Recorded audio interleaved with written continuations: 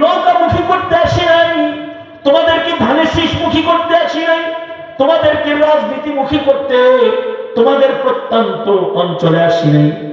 আমার বক্তব্য হলো সূরা তাকাসুর থেকে, সেটা তোমাকে কিন্তু ময়দানে মাহশারে সব কিছুর হিসাব দিতে হবে।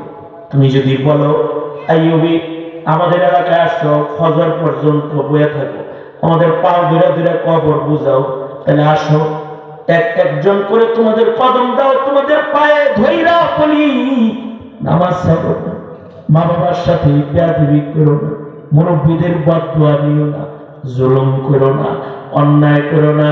কারণ অন্যায় করে কবরে গেলে কিন্তু রেহাই পাওয়া যাবে না। মনে মনে ভাবতে পারো হুজুর পরিত্রাণের রাস্তা কি?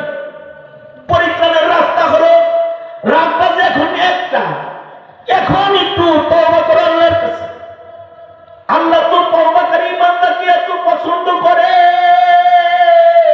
কেউ যদি তওবা করে মহান আল্লাহ বান্দার জিন্দেগীর সব গুনাহ মাফ করে।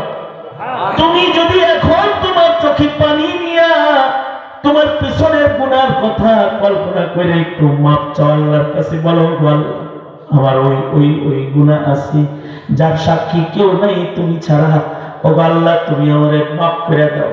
আল্লাহর রাসূলের সংবাদ হলো যারা গুনাহগার হয়েও রবের কাছে মাপ চায়, মহান আল্লাহ মুহূর্তের মধ্যে তাদের গুনাহ শুধু মাফ করে না, তাদের গুনাহকে নেকির দ্বারা পাল্টায়া মহান আল্লাহ তাদের ডান পালার নেকি দিয়া ভইরা দেয়। সুতরাং খালি তওবা করতে তৈয়ার আছি তো ইনশাআল্লাহ।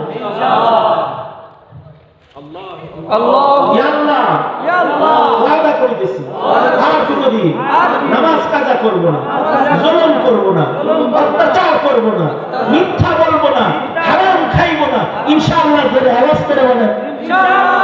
আরো জোরে চিল্লায় আওয়াজ করে বলেন ইনশাআল্লাহ। ইয়া আল্লাহ তুমি আমাদের মাফ করে দাও, আমিন। আমিন বলেন, জোরে আওয়াজ করে বলেন আমিন। এই মজমাকে আল্লাহ তাআলা কবুল করুক, আমিন। আমাদেরকে আল্লাহ তাআলা দুনিয়ার ভোগ বিলাস নয়, কবর হাসরের প্রস্তুতি নেওয়ার তৌফিক দান করুক। আমরা আউটসাইড মুগ্ধ হয়ে যেন মানুষের দোয়া নিয়ে চলে যাই, অথবা স্বপ্নার শহীদদের মতো যেন দোয়া নিয়ে চলে যাই, অথবা রাতের নামাজ পড়নেওয়ালা নেককার হিসেবে যেন মানুষের দোয়া নিয়ে যাই। আমরা যেন ভৎসনা নিয়ে হাসিনার মতো দেশ ছাড়া হয়ে কবরে না যায়। জিন্দেগিটাকে আল্লাহর পছন্দের বানাই, আল্লাহ তৌফিক দান করেন, আমিন। সবাই ইস্তেগফার করেন, আস্তাগফিরুল্লাহ রাব্বি মিন কুল্লি যামবিন ওয়া আতুবু ইলাইহি, লা হাওলা ওয়ালা কুওয়াতা ইল্লা বিল্লাহিল আলিয়্যিল আযীম।